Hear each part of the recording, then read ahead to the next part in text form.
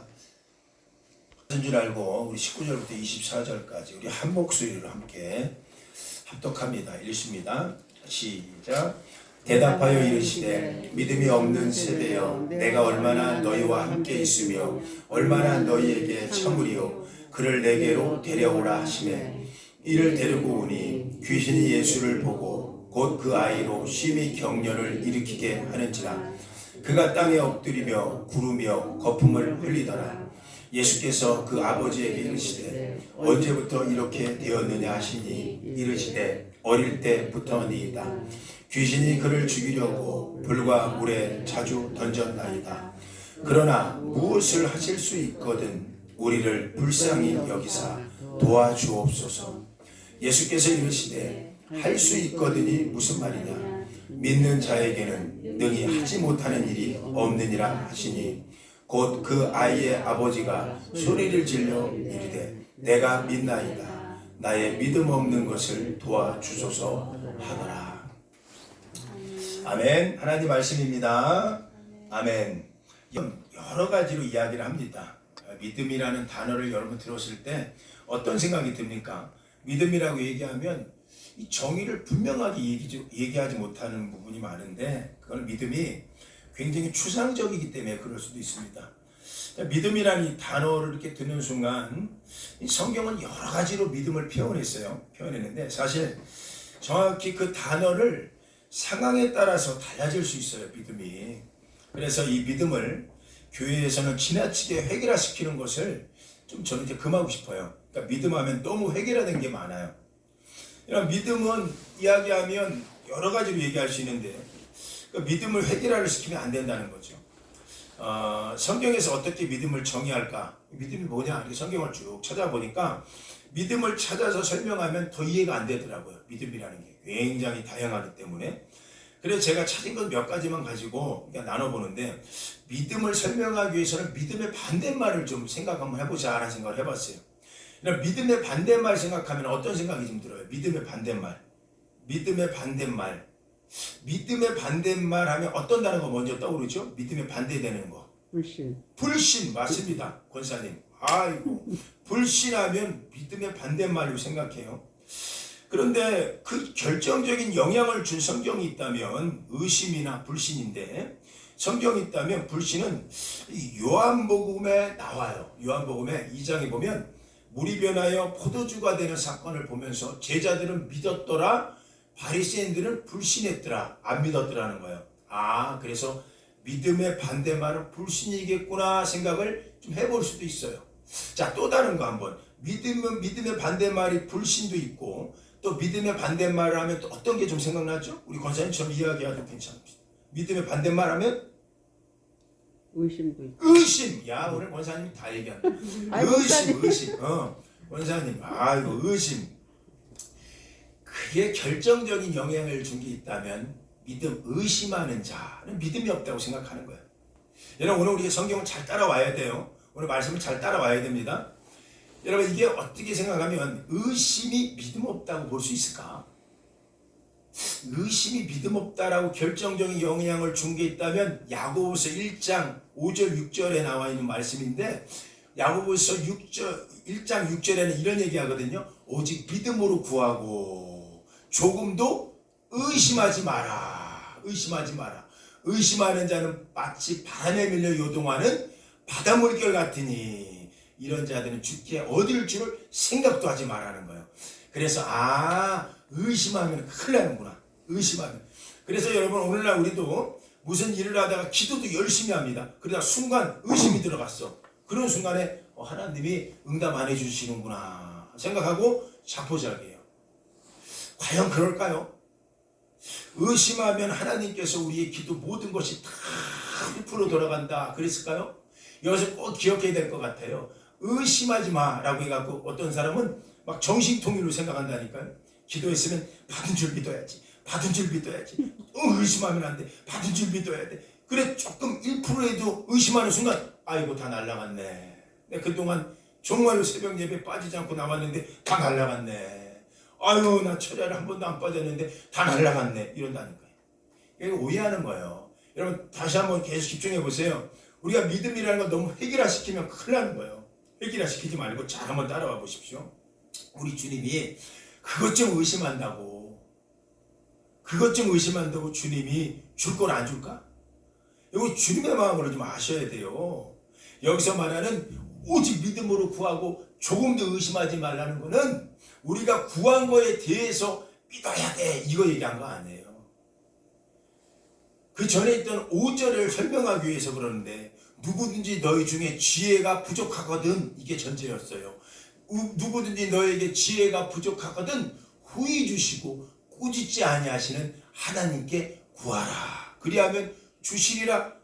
지혜를 구할 때, 하나님의 지혜를 구할 때 그 지혜에 대해서 의심하지 말라는 거예요. 중요한 거 얘기해 드릴게요. 그럼 지혜가 뭘까? 지혜가 뭘까? 이 지혜를 구해야 되는 거예요. 우리가 인생 살면서 고난의 길을 걷기도 하고 폭풍 가운데 있기도 합니다만은, 우리가 힘든 가운데에서도 하나님의 지혜가 우리 안에 있다면 크게 두려울 문제가 아닌 거예요. 나중에 설명드리겠지만, 지혜를 구할 때 그 지혜를 주시는 분을 의심하지 말라는 얘기지, 우리가 지금 기도하는 거, 자녀를 위해서 기도하고 가정 놓고 기도하는 거 가지고 의심하지 말라는 거 아니에요. 지혜를 구할 때 그걸 주시는 분이 하나님임을 의심하지 마라고 얘기하는 거예요. 그러니까 우리가 얘기하는, 우리 권사님이 고백한 불신이나 또는 의심이나 이것이 믿음에 반대된다고는 볼 수 있지만 전체는 아니겠구나 라는 생각을 해봤어요. 또 다른 거 얘기하자면, 믿음의 반대말이 뭘까 생각하니까 행함이라는 것도 생각해 볼 수가 있어요. 왜냐면 그거에 대해 결정적인 영향을 준 게, 우리가 성경적으로 보면 로마서나 갈라디아서가 나오거든요. 오직 너희는 행함으로 구하지 마라. 오직 믿음으로 구원받았으니 행함으로 사는 거 아니야 라고 얘기하는 거예요. 그래서 마치 믿음과 행함이 반대되는 것처럼 생각합니다. 이 결정적인 영향을 준 거 있다면 저는 로마서 4장부터 5장 사이에 있는 말씀 구절인데 다 읽진 않을게요. 4장 1절부터 3절에 보면 주의 말씀이 이렇게 얘기합니다. 그런즉, 자 한번 읽어볼까요? 우리 성경을 시작. 그런즉 육신으로 우리 조상 아브라함이 얻었다 하리요. 그러니까 우리 조상 아브라함이 무엇을 얻었다 하리요? 2절 읽어요. 시작. 만일 아브라함이 행위로서 의롭다함을 받았으면 자랑할 것이 있으려니와 하나님 앞에서는 없느니라. 로마서와 갈라디아서는 마치 여러분 믿음만 우선이고 행함은 별거 아니야 이렇게 생각할 수 있는데, 잘 한번 보세요. 아브라함은 행위로 의롭다함을 받은 것이 아니다. 그러면서 믿음으로 살아야 돼 이렇게 얘기하는 거예요. 그래서 우리가 자칫 잘못하면 믿음은 행함과 반대구나 라는 생각할 수가 있어요. 여러분 이거 결정적인 거죠. 그래서 믿음의 반대는 행위다 이렇게 볼 수가 있습니다. 또 하나의 성경을 볼 수 있다면 히브리서에 보면 보는 것의 반대말이 믿음으로 생각하는 거예요. 보는 거의 반대말.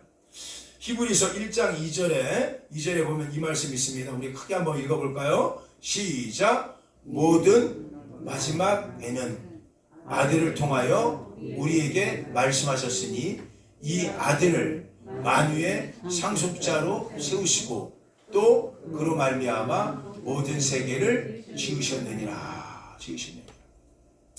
이 말씀 뭐냐면, 잘 한번 좀 더 따라와 보세요. 히브리서는 AD 한 100년경에 쓰여진 거예요. 제가 왜 이 시기를 얘기해야 되느냐, 우리 예수님은 AD 33년에 돌아가셨습니다. 그리고 부활하셨고 승천하셨는데, 중요한 건 AD 33년부터는 예수님이 안 계셨어요, 이 땅에. 그러니 제자들이 얼마나 두려운지, 그 당시 기독교가 이제 출현을 했죠. 기독교가 만들어졌음에도 불구하고 예수님이 안 계시니까 보이는 예수님이 계셨을 때는 믿습니다 라고 하면서 예수님과 함께 동행을 했다라니까요. 3년 동안 제자들이. 그런데 예수님이 안 보여. 눈에도 안 보여. 만져지지도 않아. 그러다 보니까 단 몇 년은 견뎠는데 한 10년이 가고 20년이 가다 보니까 예수님이 눈에 안 보이니까 이 마음조차 믿음조차 다 사라지는 시대가 있었어요. AD 60년 70년이 가니까 벌써 1세대는 다 죽고 베드로와 요한과 야고보 세대는 다 죽고, 그리고 2세대가 거의 다 늙어서 AD 100년 정도 되니까 이 세대가 끝나갈 무렵에 AD 100년 되니까 세상에 이런 얘기가 이제 나오기 시작하는 거야. 야, 기독교가 진짜 종교가 다시 유대교로 오라는 거야. 유대교로. 그래갖고 유대교로 배교하는 사람들이 비일비재했다랍니다. 그 당시 거의 다 유대교로 들어가기 시작하는 거야. 그래서 기독교인들이 다시 돌아갈래 해갖고 가는 거예요. 그 이유가 뭐냐? 안 보이는 것을 말할 수 없는 거죠. 보이는 것 갖고 살고 싶은데 안 보이는 거 얘기하니까 속상했던 거예요. 그들은. 그래서 그들은 안 보이는 거 어떻게 보는 것 갖고 살아야 돼. 예수님이 안 보이니 우리 가정이 너무 희망이 없어. 그리고 지금 우리 가정에 물질이 필요해. 보는 거잖아요. 그런데 자꾸 교회 가면 안 보이는 얘기하는 거야. 천국을 얘기해. 그러니까 이 사람들이 혼동이 일어나는 거예요. 지금 당장 적용해 볼까요? 직장 안에서는 사람과 사람 사이에 물질과 물질 사이에 너무너무 힘든데 교회 가면 목사님은 자꾸 희망 고문하는 것 같거든. 천국을 바라보라, 소망을 바라보라, 보이지 않는 예수를 바라보라. 그러니까 이들이 도저히 번거로워요. 나 그냥 유대교로 돌아갈래 해갖고 유대교로 다 돌아갔어요. 그때 나온 게 히브리서예요. 히브리서. 그때 나온 게 히브리서라고. 마지막에 쓰여진 게 히브리서거든요. 그래서 히브리서의 시작이 히브리인들아 들으라 라는 뜻이에요. 그게 처음에 시작이. 그래서 히브리서라는 책이 이제 만들어졌는데 여러분 히브리서 한번 생각해 보십시오. 모든 마지막 날에는 아들을 통하여 너희에게 말씀하셨어. 이 아들이 누구냐? 너희 눈에 보이지 않지만 너희들에게는 상속자가 될 뿐이야. 그리고 너희 눈에는 안 보이지만 이분을 통하여 세상이 천지가 창조된 거야 라고 시작하는 거예요. 그러니까 너희는 자꾸 보는 것 갖고 살지 마라. 안 보이는 세상이 있다.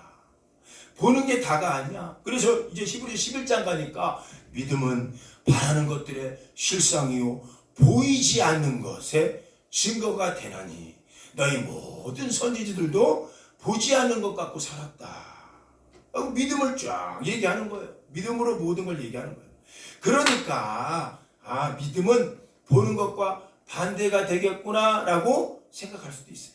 자, 정리합시다. 제가 왜 이렇게 얘기를 하느냐? 이 모든 게 정리돼야 오늘 이 말씀이 정리가 돼요.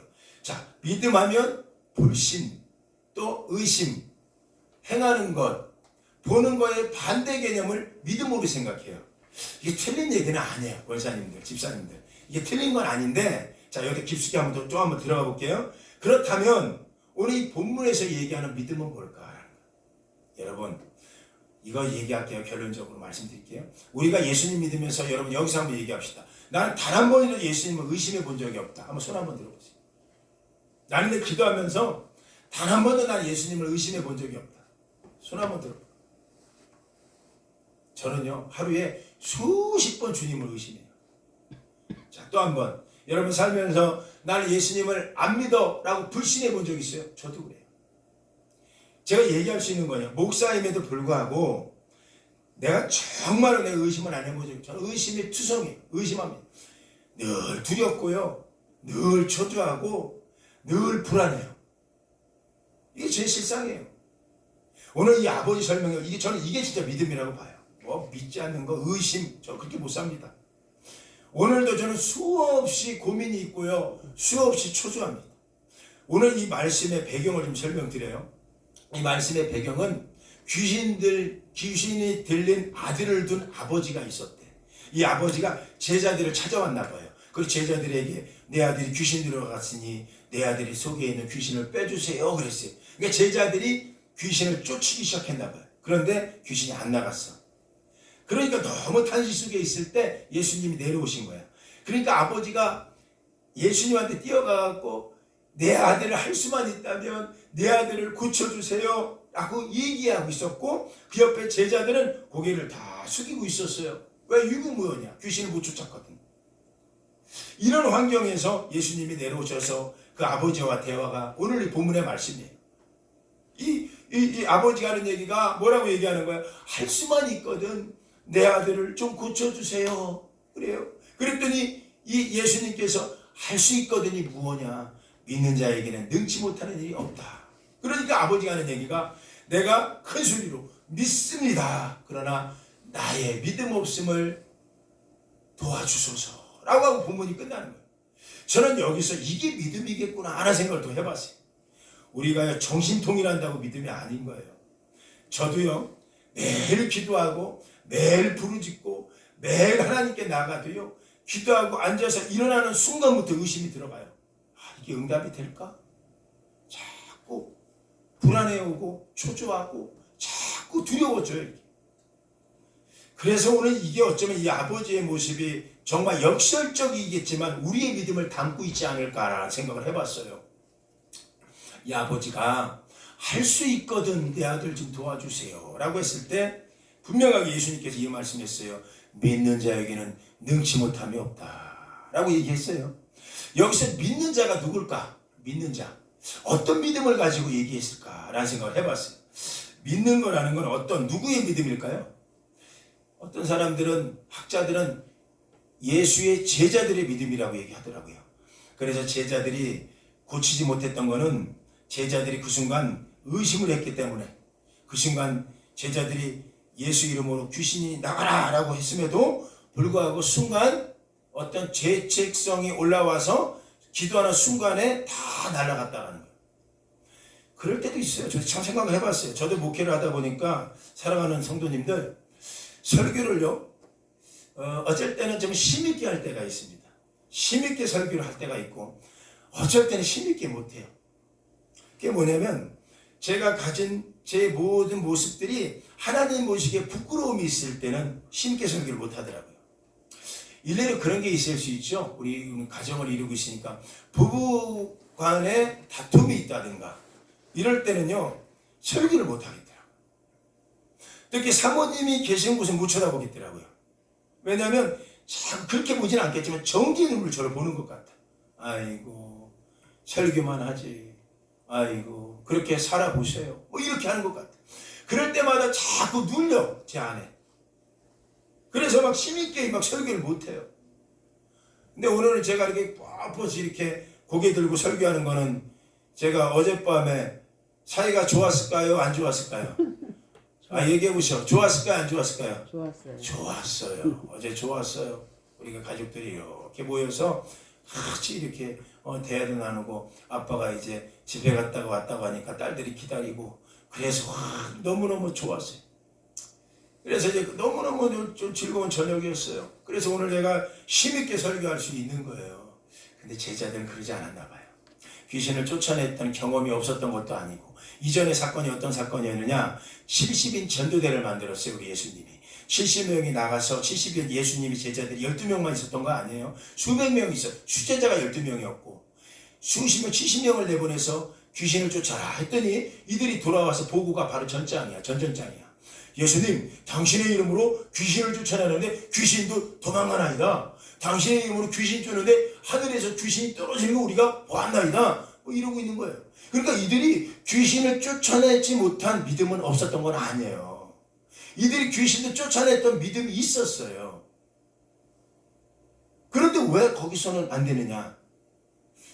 부부싸움 해갖고 그날은 제자들이 예수 이름으로 외친다는 게 나 같은 놈이 무슨 예수님을 외쳐 그랬을래나? 모르겠어. 좀 의심했나? 모르겠어. 중요한 거는 믿는 자가 누구냐라는 거예요. 제자의 믿음이었을까요? 또 어떤 학자들은 그런 얘기도 해요. 이거는 그 아버지의 믿음이 아니었겠는가라는 거예요.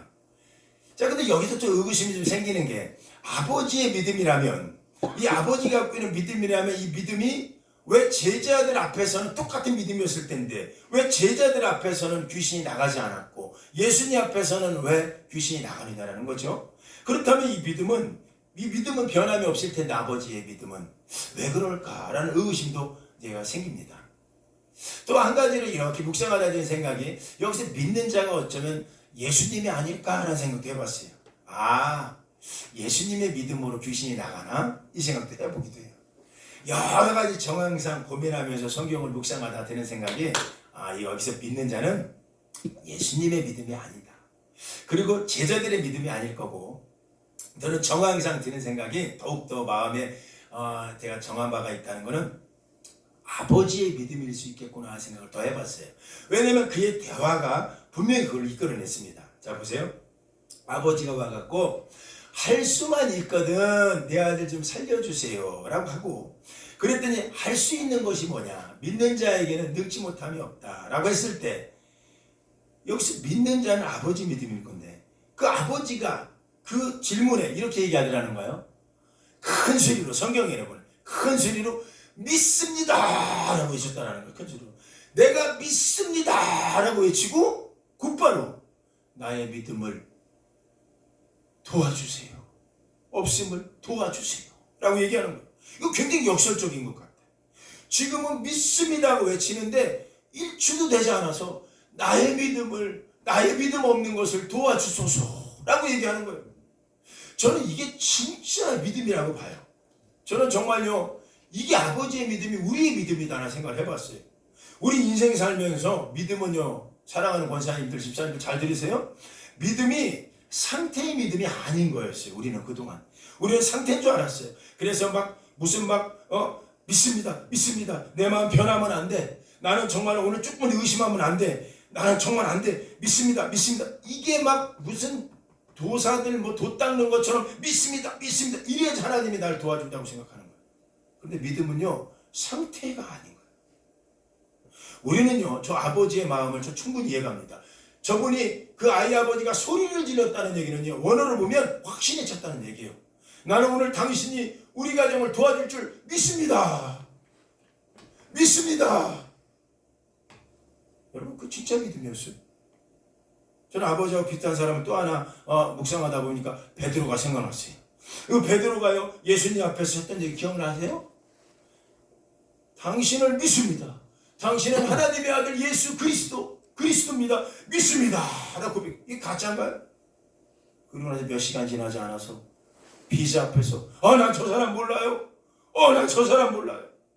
두려움이 찾아오더랍니다. 초조한 거예요. 두려운 거예요. 여러분, 저는 그게 믿음이라고 봐요. 이 아버지가 믿습니다 라고 하는 순간 그 뒤에는 나의 믿음 없는 것을 도와주세요. 영어로 보니까 더욱더 적절하게 제 가슴을 적셨어요. I believe, 내가 믿습니다. but help me, my belief.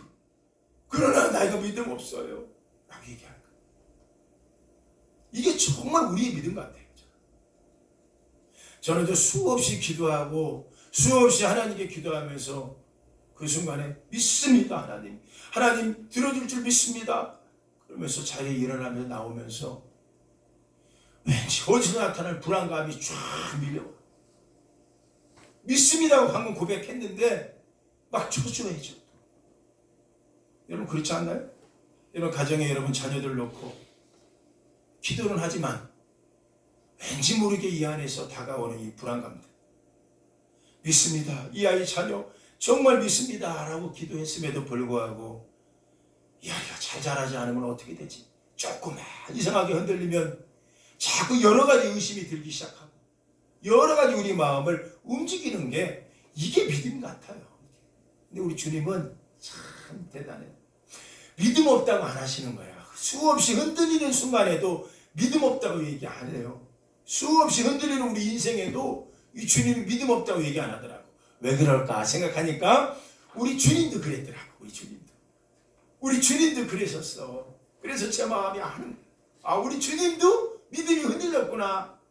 우리 주님도 역설적으로 사셨구나 라는 거예요. 그 대표적인 게 뭔지 아세요? 할 수 있거든 내 아들 좀 살려주세요 라고 했던 이 할 수 있거든이 이 성경이 여기만 나오는 게 아니라 예수님이 하셨더라고요. 예수님. 성경이 어디 있나 이렇게 찾아보니까 예수님께서 십자가에 달려 돌아가시기 전에 하루 전날에 겟세마네 동산에서 두 손을 벌려서 주여 울면서 이 십자가 얼마나 두려워, 얼마나 아파, 얼마나 고통스러워, 얼마나 힘들어. 그러니 그분도 얼마나 두려웠을까. 십자가를 지러 이 세상으로 왔지만 십자가를 지러 왔고 이걸 짓는 게 이분의 사명인 것만 알고 있지만 막상 지으려고 하니까 마치 그 무서운 십자가를 지고 가려고 하니까 두려운 거예요. 그래서 그분의 외침 한번 들어보실래요? 이렇게 기도하더라고. 그날 저녁에 아버지 할 수만 있거든 이 잔을 나에게 피하게 해주세요. 할 수만 있거든이라는 얘기가 어떤 뜻일까? 하나님에 대한 의심일까요? 아니면 뭘까? 할 수만 있거든이라는 얘기는 뭐냐면 저는 가슴 깊게 와닿았어요. 내가 오늘 흔들리고 내가 너무너무 힘들어도 하나님의 선하신 의도에 대해서 의심하지 않는다는 얘기였어요. 그 고백이. 여러분, 우리가 이 신앙이 꼭 회복해야 돼요. 우리는 지금 결단하듯이 정체된 것처럼 믿습니다라고 큰 소리 친다고 그게 믿음이 아닌 것 같아요. 오늘 살면서 폭풍에도 흔들려보고 때로는 주님에 대해서 수없이 의심도 해보고 또 회의감도 들고 왜 내 인생한테 이럽니까? 왜 우리 가정한테 이럽니까? 라고 얘기하면서도 흔들리지 않는 게 하나가 있다면 주님은 나를 소홀히 대하지 않을 거야 라는 얘기예요. 주님은 나를 이대로 두지 않을 거야. 내가 오늘 넘어져도 날 이대로 두지 않을 거야 라는 말씀입니다. 그게 바로 선하심이라는 거예요. 그래서 여러분, 이 선하심이라는 뜻은 지혜하고 연결되더라고. 지혜가 뭘까요? 지혜라는 건 하나님의 지혜인데 하나님의 지혜는 내가 널 그냥 두지 않아. 널 끝까지 데리고 갈 거야. 이게 지혜더라고. 그러니까 오늘 우리가 심란한 상황에서도 힘든 상황을 걸어가더라도 한 가지 놓치지 말라는 거야. 내 믿음 자랑하는 거 아니야. 우리 믿음 흔들려. 그냥 딱 한 가지. 하나님은 변함이 없다. 하나님의 지혜는 절대 날 소홀히 두진 않아. 하나님의 지혜는 선하실 거야. 하나님 우리를 버리지 않을 거야. 이게 있는 사람은 오늘도 일어난다니까요. 오늘도 일어난다니까. 제가 어제 말씀을 전하러 가서 말씀을 잘 전했어요. 여러분께서 잘 기도해 주셔서 잘 전했습니다. 그러면서 쭉 한 2시간 같이 기도하고 나왔는데 제가 이렇게 주차장에 그 교회 담장 목사님 외에 또 전도사님들도 계시잖아요. 전도사님 남자분이 한 분 이렇게 왔어요. 그러면서 제가 차를 타는데 제 옆에 옵니다. 그러니 저한테 이제 강사비라고 이렇게 줘요. 그래서 감사합니다. 그때 거기 사인을 해달래요. 우리 사인을 하고 했어요. 갈 줄 알았는데 갑자기 그 자리에서 목사님, 예, 저 부탁이 있습니다. 그러니까 예, 뭐예요?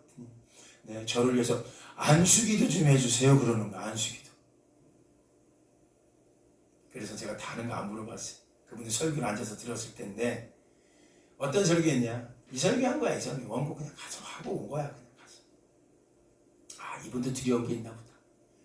이분도 뭐가 이렇게 두렵길래 같은 주의 종인데 저한테 안수기도 해달라고 할까?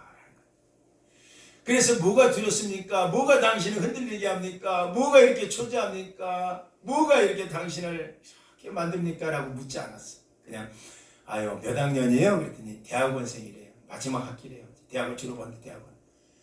그래요. 하고 이제 양손 들어서 이제 간절하게 축복 기도하는데 이사야서 43장 1절 2절 말씀을 주시는 거예요.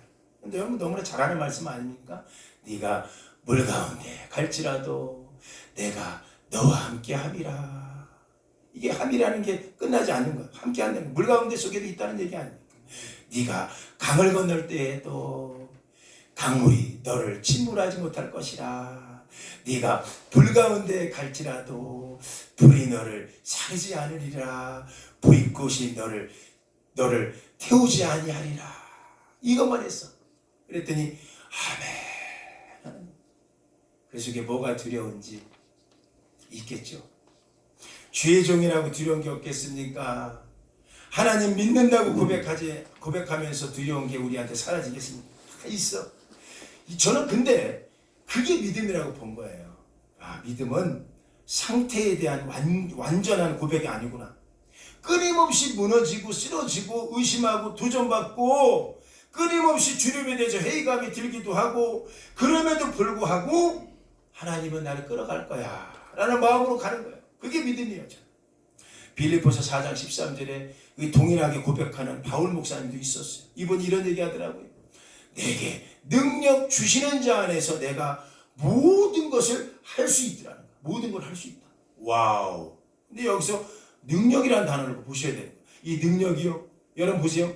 내가 나에게 주신 모든 것 중에 내가 모든 것을 할 수 있다는 능력이 아닌 거였어요.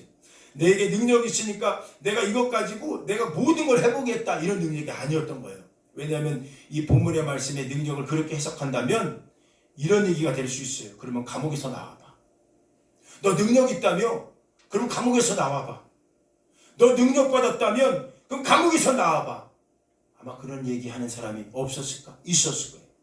여기서 그 능력이 어떤 능력이냐? 상태에 대한 능력이 아닌 거였던 거예요. 그 바울 목사님 뭐라고 고백합니까? 내가 부하게 처할 줄도 알고, 내가 천하게 처할 줄도 알고, 내가 가난하게도 처할 줄 알고, 내 일체의 비결을 배웠더라는 거예요. 이게 능력이라는 거예요. 이게 무슨 얘기냐면 내게 자존감, 내 안에 있는 자족함을 배웠다고 얘기하는 거예요. 자족함. 여러분 자족함을 잘 해석해야 돼요. 이 자족함은 어떤 분들 오해하는데 잘 따라오세요. 상태에 대한 만족을 자족이라고 보면 안 돼. 나는 내가 흔들리지 않는다. 나는 어떤 것도 흔들리지 않는다. 우리 가정에 모든 거 하나님이 다 주셨어. 내가 원하는 대로 다 그분은 기도응답 주셔. 그리고 내가 원하는 대로 내 자녀를 하나님이 다 키워내셔. 하나님 내가 모든 것부터 내 자녀를 다 성공시켰어. 그리고 모든 사업이 어렵지도 않아. 나는 모든 게 상태가 만족해. 그래서 자족함이라고 하는 거 아니에요. 왜냐면 우리 현상은 내 만족함을 주는 환경보다는 늘 불안하고 늘 부족하고 늘 서운하고 늘 초조하고 그런 거예요. 그래서 상태에 대한 만족을 자족함이라고 바울 목사님이 얘기한 게 아닌 거예요. 자, 한번 따라서 해볼래요? 크게 한번. 자족함은 상태에 대한 만족이 아니라 상태에 대한 만족이 아니라 하나님 주권에 대한 만족입니다. 하나님 주권에 대한 만족입니다. 그렇죠. 내가 갖고 있는 상태에 대한 만족을 자족이라고 하는 게 아니라 오늘도 내가 하나님의 주권을 인정하고 있는 이 주권에 대한 만족이에요. 그러니까 그 하나님은 하나님께서 나의 걸음을 인도하신다면 내가 가난하게 그분이 인도하셔도 하나님이 내 인생을 인도하신다면 나를 부하게 인도하셔도 나로 하여금 편안하게 하실 때도 있고 나로 하여금 고난의 길을 걷게 하실지라도 나는 그 하나님의 선하심 의도를 내가 믿으니 나는 괜찮다라고 얘기하는 거예요. 하나님 주권에 대한 만족인 거예요.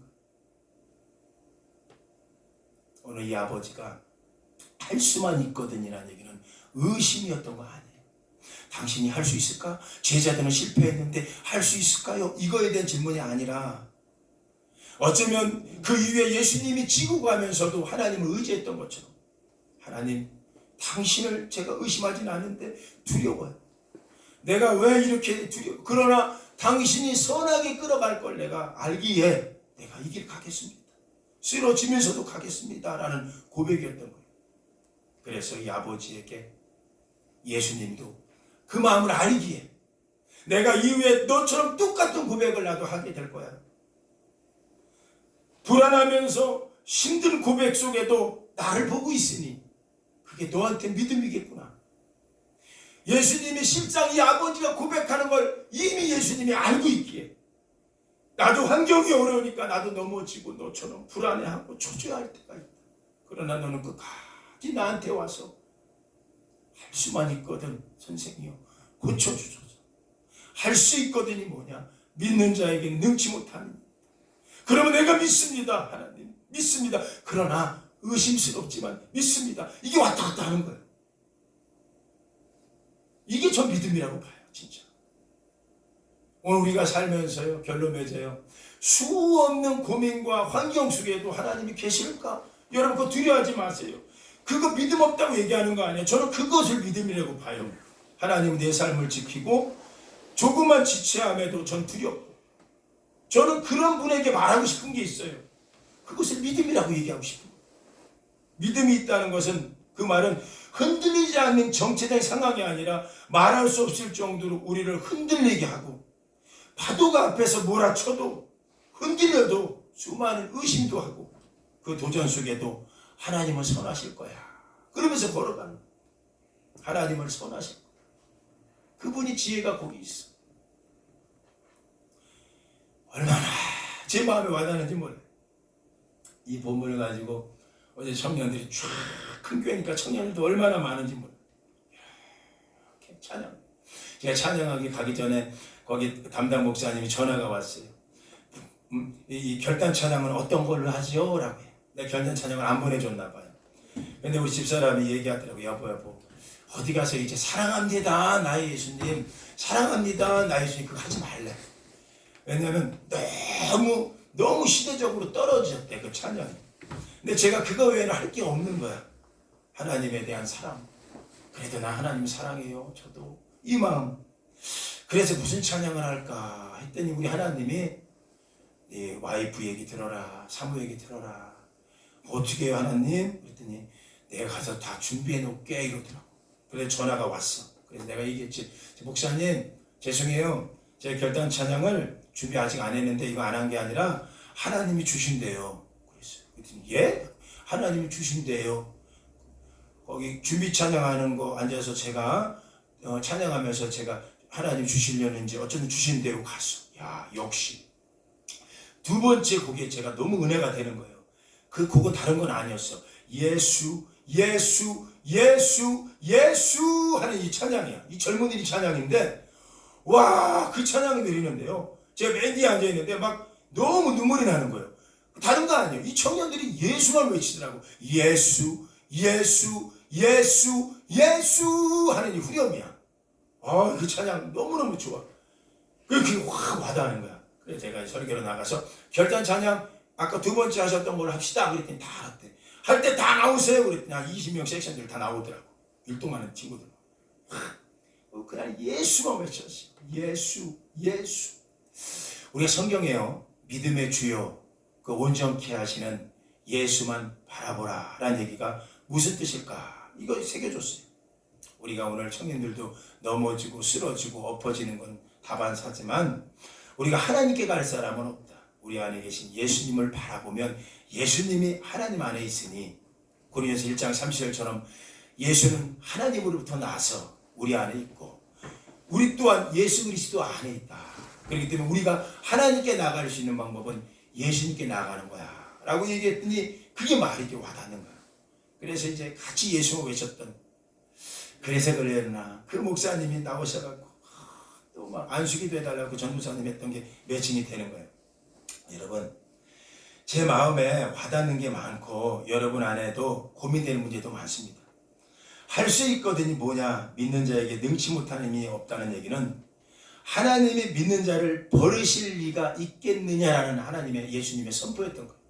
믿는 자에게 능치 못한 힘이 없다는 얘기는 하나님이 믿는 자를 버리겠느냐. 여기 믿는 자는 상태가 아니라고 했어요. 수없이 흔들리는 그를 하나님이 끌어간다는 거예요. 일으켜 주신다는 얘기예요.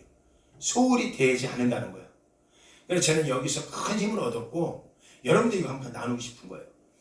여러분 이것만큼 꼭 기억하세요. 완벽한 믿음 없어요. 상태적인 믿음 없어요. 흔들릴 대로 흔들리세요. 다 흔들려도 우리 하나님이 여러분 포기하지 않아요. 끝까지 붙잡고 가요. 그것만은 기억하시고 흔들려도 지혜만 놓치지 마세요. 하나님이 선할 거야. 이 지혜가 있어요. 버리지 않을 거야. 날 소홀히 대하지 않을 거야. 끝까지 걸어가는 여러분 되길 바랍니다. 믿습니다 하고 용서해 주세요. 이거 맞는 거예요. 믿습니다. 오늘도 마찬가지예요. 여기서 예배드리고 나가도 세상 것 다 근심 걱정. 기도시켜도 근심 걱정 다 그래요. 제가 오면서 차 안에서 그랬어요. 저기 송강성 목사님이 그게 좀 의심스럽더라고 내 마음에. 우리 성도님들이 담임 목사가 집회를 가는데 몇 분이나 나를 놓고 기도했을까? 갑자기 이 마음이 오더라고요. 근데 하나님이 그러셔. 한 명도 없어 이놈아. 한 명도 안 하셨대. 나를 위해서. 서운했어. 그래 내가 하나님께 송강성 목사님은 한 30명이 1시간마다 그냥 하니까 12, 12 곱하기 30이면 벌써 얼마나 많은 분들이 기도하는데 그랬더니 하나님이 너는 내가 기도해 줄게 라고 예수님이 중보기도 마음이 오더라고. 왜 여러분이 기도 안 했겠어요? 내가 들은 음성이 잘못된 음성일 수도 있죠. 근데 중요한 것은 흔들리면서도 하나님이 저를 놓지 않으니까 우리 성도님들은 놓아도 하나님은 놓지 않겠구나 생각하면서 더욱더 힘을 다해서 저도 살아야겠다 생각을 해봤습니다. 우리의 정체성 내가 믿나이다 그리고 나의 믿음이 없습니다. 이 두 가지 그것 또한 믿음으로 보시는 하나님 앞에 성공된 기도의 삶을 살아가기를 주님의 이름으로 축원합니다. 아멘. 우리 다 자리에서 일어납시다.